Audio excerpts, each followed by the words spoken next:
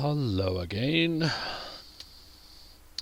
Welcome back. Today's footage is further progress of gaining access to the house site. So one of the things I got to do is take some of the alder trees that I had pushed over last year when I worked on this driveway section and get them out of the way so I can actually get up there.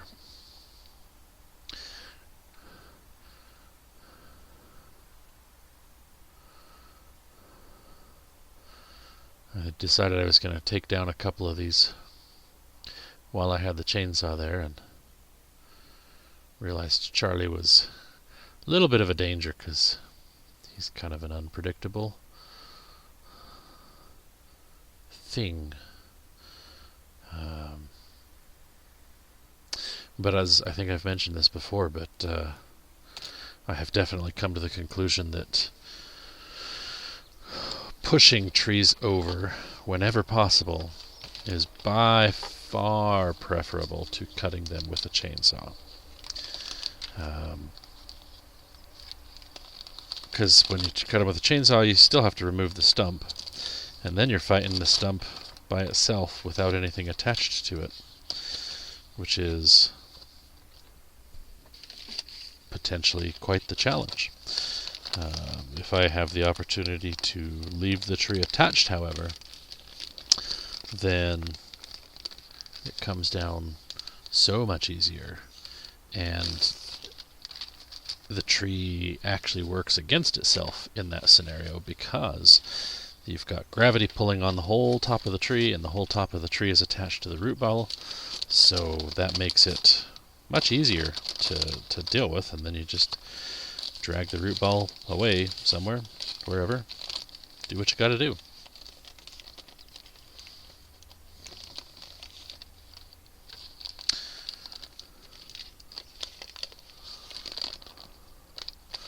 And so, point in case here, I'm just digging around this little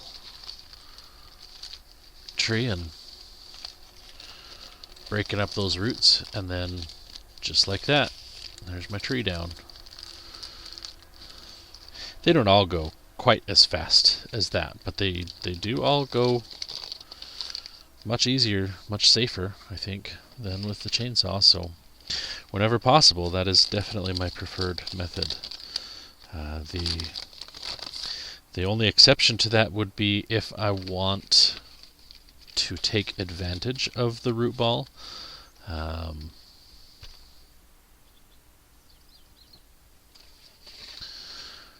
And so what I mean by that is for instance, like where we've got the house site right now, I have cleared and dug out all of those root balls.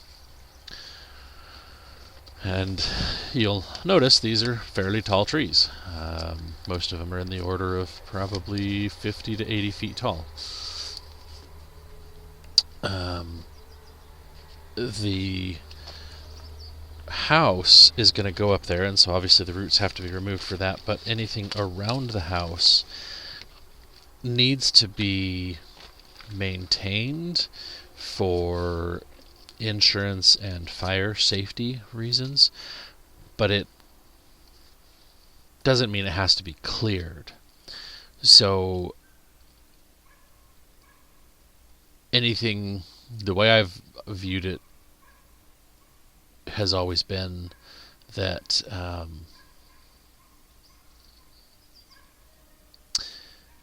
basically anything as tall, I'm having a bit of a brain fart. So the distance from the ground to the top of the tree has to be less than the distance from the base of the tree to the house. That way, if the tree were to fall over, it can't actually reach the house. Now, by that rule, if these are, say, 80 feet tall trees, then I would have to actually clear 80 feet around the house. And I don't want to do that because it's just a gorgeous forest. We like the forest. That's the whole point of building there. But on the flip side, we also don't want to have to worry about a tree falling on our house. Or if a fire were to happen, we also don't want to have to worry about a fire encroaching right up against the house. So to start with, what I'm going to do is after I finish leveling the ground, I'm actually going to go through and top all of the trees. So I'm basically going to fell them, but I'm going to leave a little bit more of a stump than I normally would. So I'll cut them in the 4 or 5 foot tall range, which will actually provide crag eventually. Scrag.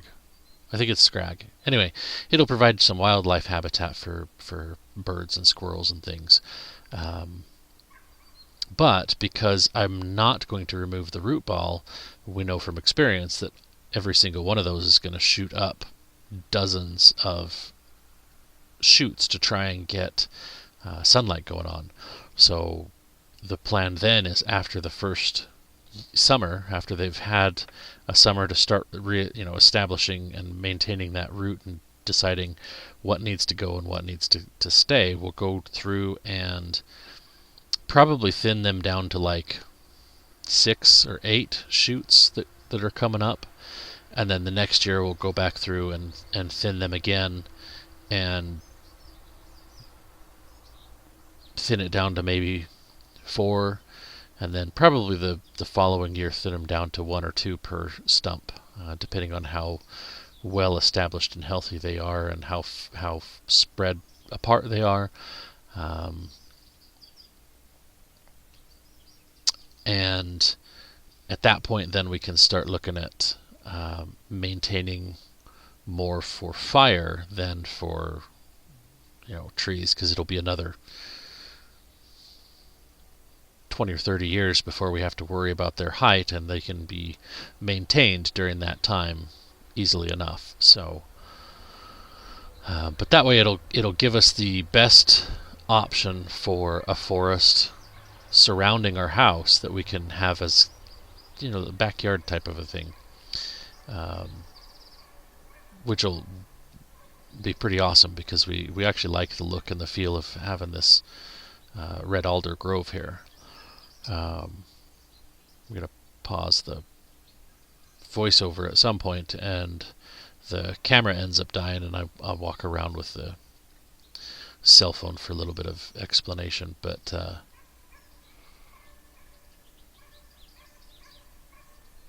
yeah, that's another advantage that this area has, is that since these are established red alders, they will in 5 years they'll be 20 feet tall again. These things grow crazy fast. We've got a couple of them that we planted in a spot knowing that it would be in the way and we'd have to eventually move them, but just to get them in the ground and let them live until we figured out where we wanted them. So I've got 5 red alders that we planted. 3. This is their 3rd summer now, and they're already between 12 and 16 feet tall. It's crazy how fast they grow. So this area will look like a healthy, solid forest again in only a couple of years, which will be awesome.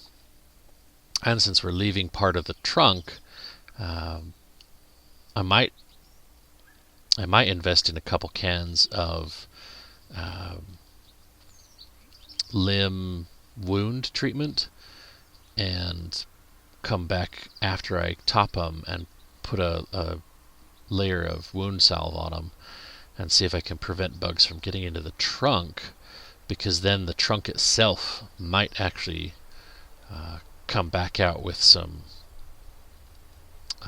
small branches that we can prune and maintain for even faster recovery.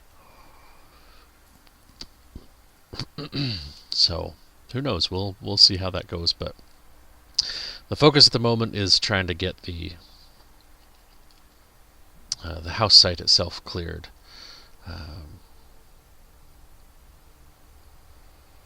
So at the moment I found an old, I think it's an old cherry stump, because it was pretty rotted and decaying. When I've come across an oak stump, they are not rotted and decaying yet. The Oregon oak that's in this area is a pretty solid white oak in the white oak family, so they're pretty rot resistant. But the challenge with the tractor backhoe is just that every time I dig out at a spot, I have to come back through and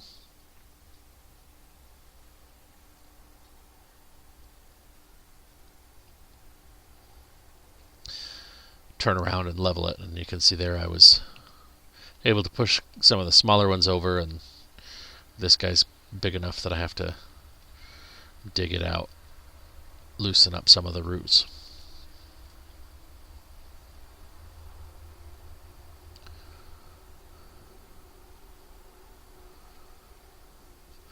The worst part about doing this is actually that this particular area has a lot of the native blackberry, trail climbing blackberry that grows wild and natively in this area. And we don't want to lose that. We want to actually encourage that particular blackberry. It's not as prolific as the Himalayan blackberries, so it doesn't produce as much fruit. It's also not invasive. Like the Himalayan blackberry will shoot a cane, and I wish I were exaggerating about this. It'll go up 10 or 15 feet, and it'll start to go across and arch down, and 20 feet to the side it'll touch ground and start growing roots on the tip. And now you've got 2 blackberries. And it does that, each one can produce, seems like 4 or 5 seems to be an average number of canes. And so they spread quite abundantly. They've definitely been a challenge, but they're also a huge benefit because they do produce a lot of fruit, and it is delicious, amazing fruit. This year we actually lost quite a bit of our blackberries because we had an odd off rainstorm that rained for about 3 days right as they were starting to ripen. So normally we get to pick them all through August and well into September before we get our last pickings. But this year we had some friends up here, and we were picking them just over this past weekend, and there were a lot of them that had started to rot on the vine because they had just got so plump from that rainstorm last week that it'll be interesting to see how far into September we actually get to pick. But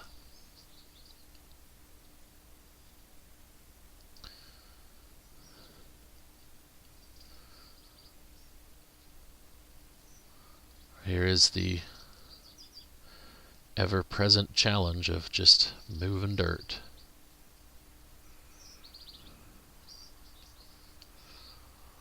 The next heavy equipment piece that we end up getting will definitely be an excavator, and then at that point we don't necessarily need the backhoe, so we will either trade the backhoe tractor for a larger tractor that doesn't have a backhoe, or for a skid steer. And I'm a little bit torn about that because the tractor does have implements that a skid steer doesn't, but a tracked skid steer can definitely go places that the tractor can't, and has some bigger advantages in the world of moving the dirt like this that the tractor struggles a little bit with. So I don't know. we'll see how that goes, but we're a ways away from that point because heavy tractors, heavy equipment is definitely not something that's cheap, and we'll see. Alright, so the GoPro died. Pretty sure it was right as I was moving the last couple of shovelfuls. I'm pretty sure it got the last attempt at moving that stump. That was a big old rotting stump. I was really surprised about that. There's part of it here, part of it there, and a big chunk there. That was the one that was stubborn. So, yeah. But this is the house site. This is the beginning of the house site. I think the final height, the final grade is going to be right here, this somewhere in that range. And I will just keep bringing things down and filling in, because this is the old skid road, which is this, what I widened when I was working on that. I came up to here and connected with the skid road here, and then continued on its way. So I will take advantage of the fact that there's a big chunk right here that's going to take a whole lot of dirt to fill, and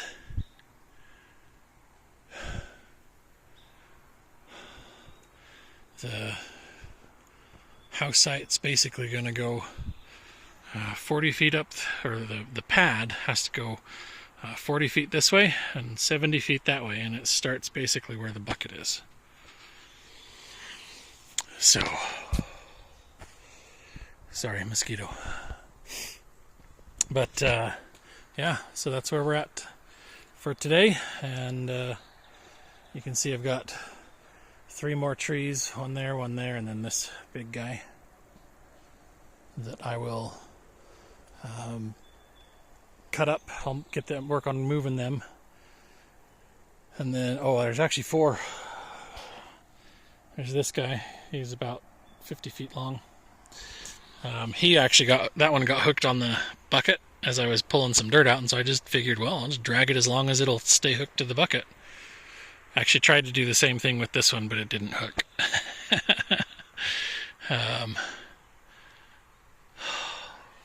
Yeah. Anyway, so that's where we got for today. That's a good amount of progress, considering I started. Let's see. The bright dirt here, this is the first day. The medium dirt here is the second day. And right here is the first 2 trees that I bucked up at the beginning of the footage for today. So that was definitely some good progress. I mean, I got like 30 feet in, and since I started to angle up into the hill, I was able to fill out. I've got about a 25 by 30 foot section. That's a good start. Alright, so technically here is another day's footage, and I'm just starting out right where I left that tractor, continuing on and moving forward. The ever-present challenge is that there's just a lot of work.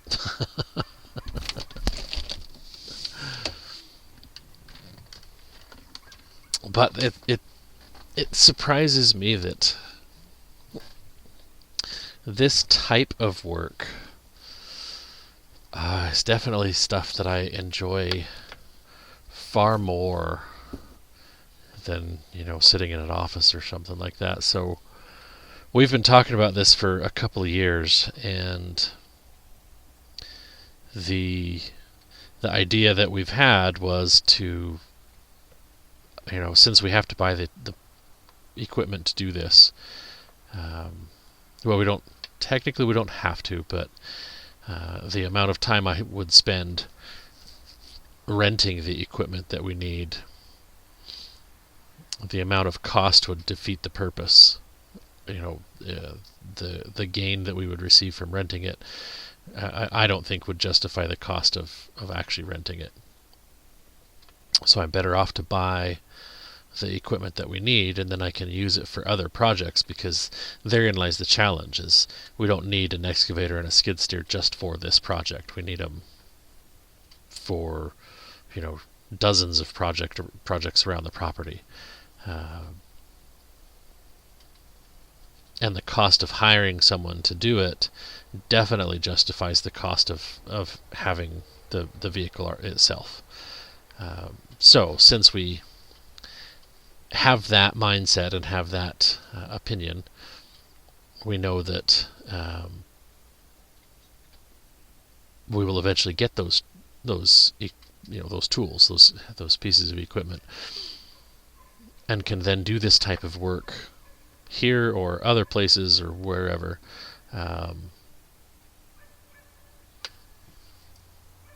Which means that why not make money? Why not be able to use those tools to work other places for other people, do other do projects? Or theoretically, if we bought a piece of land,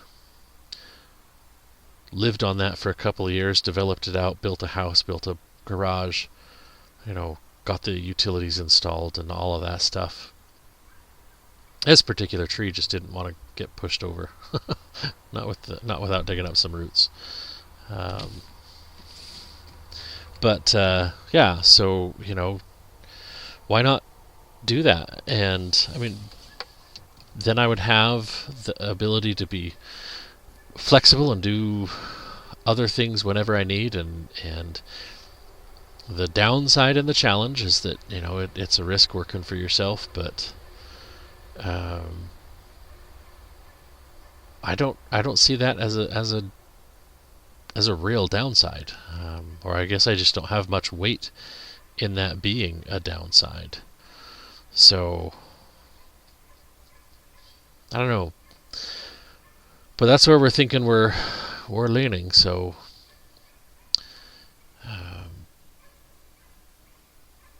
we'll see how that actually ends up going. With these trees right here, though, I push a few over, and then I got to get them out of the way so I can dig the ground around where they were, and then get access to the next few and push the next few over. And so at the moment, I'm just dragging them back up the driveway a little ways, and then pushing them up onto the hill so they're out of the way. Although there's enough of them that I actually have basically run out of room. So I've got a couple spots where I've started piling up trees, and then here when they're done and when I've got some time, I'll gather up all of these logs and I'll bring the dump trailer up and put them all in the dump trailer and drag them down somewhere else.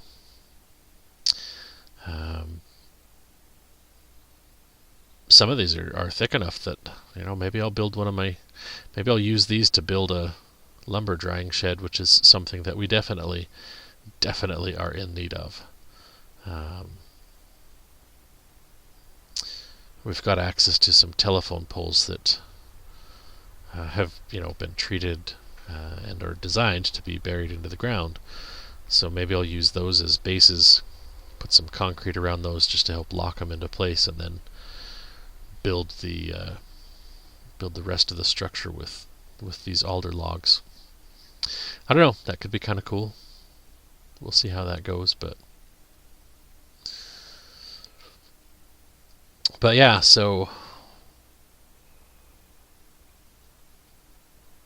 the more I do this kind of stuff on our property, the more I just realize that I think this is the ultimate goal that we want to move forward towards. It gives us a lot of freedom and flexibility and a lot of versatility, and it allows us actually to work together if we get to that point where we've got the equipment and we've got a piece of land that we're developing. Then Emily actually enjoys doing this stuff too, although we have discovered that sometimes I'm not the greatest. Like I'm a really good teacher when there's structure to teach, I guess. Like, I can teach you how to play a game. You can teach pretty much anybody how to play a game that we play, any one of the games that we play, and I will teach you how to not only play the game but how to beat me. Because I want a challenge. I like playing the game and want to be able to enjoy the game, and I want to make sure other people enjoy the game, and not just, know just enough that you can get defeated every time. And I'm told by numerous people over the years that I'm quite good at that. But for some reason, when it's stuff that I'm doing, I have a hard time thinking about what I need help with, and so I end up doing a lot of the stuff myself, which is a little bit of a frustration for Emily, because when she does come and help, I don't think about it in a way of what can be done to help work with me. And I mean, sometimes that would be a totally different thing, like, right, something project like this. If we had another piece of equipment and I had somebody to help, then one person could be, working in an area pushing down trees, and another person could be digging and scooping and leveling and whatever. So there are times where that's definitely not a challenge, but that is something that I do have to focus on and think about, because that's probably one of Emily's biggest frustrations about working with me on projects, is that sometimes I think about what I need to do, but don't translate that very well into how she can help. We've had a couple of discussions about that. So it's something that I work on, that I have to continue working on and thinking about. But for the most part, this is, like, most of the time I'm doing this is time that she's still at work, since I get off my day job fairly early, because it actually works mountain time. So by 3 o'clock ish our time, I'm usually to the point where I can take my lunch and clock out.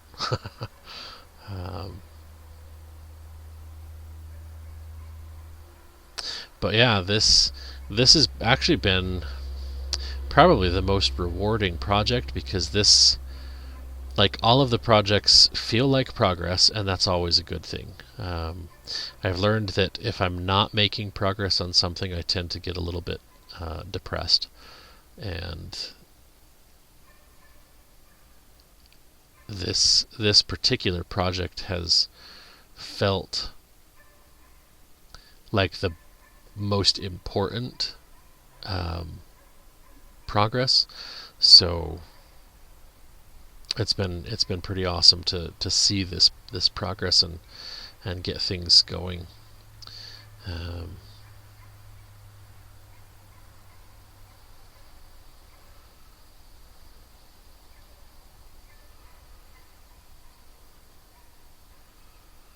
But again, there's just a lot of it. There's a lot of dirt to move. That would be one of the advantages that that an excavator would have, is that it would have a bigger bucket. This is just a little, I think it was a 16-inch digging bucket. And another advantage that would make a huge difference is the hydraulic thumb. And I don't know why. We talked to a couple of different dealers for different brands even, and for some reason, like, every single salesman that we talked to tried to convince me out of getting a hydraulic thumb for the backhoe. And the winning argument was finally that The reason you need a hydraulic thumb is because with an excavator you're picking stuff up and moving things a lot. So you pick it up and you hold it with the thumb, and then you move to another spot and put it down, and you just don't do that with the backhoe. Well, okay, sure, I guess. So we finally relented. The other argument that they made was one that I didn't actually care about, was that the value of the hydraulic thumb just isn't there. So you pay a couple of grand to get it installed, and you just don't really get a couple grand worth of work out of it. And that one, I can now say from experience, is a complete misinformation. The amount of times that I have thought, man, I wish I could just move the thumb, and like with a mechanical thumb, you have some versatility, but you have to get out, you have to climb down, go to the thumb, pull a pin, raise and lower the thumb, figure out which position is going to hopefully be the best one for what you're trying to do, get back in, test it, see if it really is, and if it's not, then you got to go adjust it again. And there's I don't know, there's probably 6 or 8 different positions that you can have it in, but the fact that you can't just close it around something, it really does cripple the functionality of the backhoe. And picking up logs, picking up rocks, there are so many times that things would have just been so much easier to have that hydraulic thumb, so that I'm not stuck trying to close the bucket against the thumb, and could actually close the bucket and the thumb together and actually grab things. So that's definitely something that we'll have on an excavator going forward, is that hydraulic thumb. It's weird. I don't know if it's just salesmen around here don't want to increase their pay. I mean, they don't want to increase the size of the sale to increase their bonus, or what. But like, there's another feature that I've had several salesmen try and talk me out of is on an excavator, things like a 6-way blade for the front of the excavator. I've had every salesman I've talked to again say, oh well, the cost of that is not worth the benefit that you get. Well, I guess I need to find different salesmen. I need to find different places to buy stuff, because being able to have the vehicle on a given surface and control the angle of that blade, so I can control where it's pushing the dirt and how deep it's deeping, how deep it's digging on either side of the machine, would be crucial for things like building out driveways and leveling pads for concrete and for houses and sheds, and even if I was just leveling it just to make a field, that would make a huge difference to be able to do that. And sure, you could do you could do the project with a manual, with a box blade, and go out there every time you need to make an adjustment and adjust the height and adjust the pitch and adjust the, all of the different settings. But if you could do that without, then that would be better. Well, okay. I'm pretty sure the camera died literally as I was parking the tractor to get out and grab it. So we'll have the progress at the end of the day for through on the phone. But the tractor bucket, the backhoe bucket seat, was parked right here. So this whole stretch right here, about 10 feet deep and 20 or so feet wide, is what I was able to clear out today. Most of that came along here to build up this. This is where the old skid road was. So this already started flat here, and I was just dumping to build it up. So you can see I've got about 10 inches from here to the top of the dirt, maybe 12 in some areas. and I was able to. It started to get a little bit tight for the tractor in here, so I need to actually push some trees over. I'll get the backhoe, but this blue flag right there, that is where we, looking at the map and walking around with the GPS, that's basically where we figured the corner of the house is going to go. So, yeah, we shall see, and we'll see what this actually looks like one day at a time. We'll see if my guessing is correct, but with the progress that I was able to make today, I did not cut trees today, which I was originally planning to start by cutting the trees up, and I decided I was just going to move them. So I pushed over 2 more here. I ended up having to dig the one out a little bit more. It was a little stubborn. There's 5 trees over here. There's another one here. So when I get going again, I don't know if I will get working on this tomorrow, which is Saturday, or I've got other projects I need to focus on too, but the next time I come through, I'm going to have to push this guy and this one, and these 2, and this one. Apparently I snapped that one. And then these, probably 3. So 3, 6, 7, at least 7 of them that I'll push down. Oh, that one's actually dead.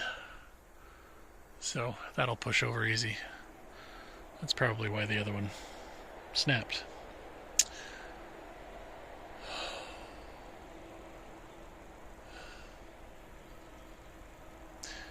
I'm torn because there's a part of me that feels guilty about it, but I mean, you know, we're gonna have a place to live. The alders are doing their job. This soil is amazing. So we'll probably be taking at least a couple dump trailers full, and transporting them elsewhere on the property so we can use it for gardening. Because mix in some compost, and it was great, amazing soil. But these ash trees, these little guys like this and like this, although he's not so little, he's about 40 feet tall, which is crazy because he's 2 inches thick. They're destined for death anyway because of the stupid emerald ash borer. So who knows?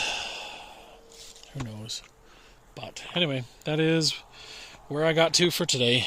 I did take a few loads of dirt and started building up this left side a little bit further, because I figure I'm going to have to take this point here and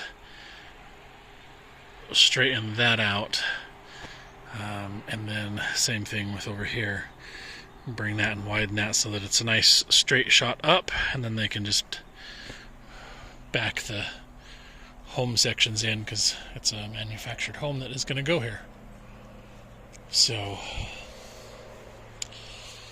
yeah, the interesting thing is that this dirt, this topsoil here, is totally different than what we have down there. So I'm hoping that we will actually be able to get a regular septic system up here instead of having to do a above ground or a I just forgot what it's called, a shell, where build the shells, the plastic mounds covered in gravel. Anyway, those are all expensive septic systems. If we can just get a decent drainage field with the natural soil, then we don't have to worry about that. And I think this soil up here is actually going to be prime for that, so that'll be a benefit if we can, because that'll save us about 12 grand not having to do one of those other septic systems.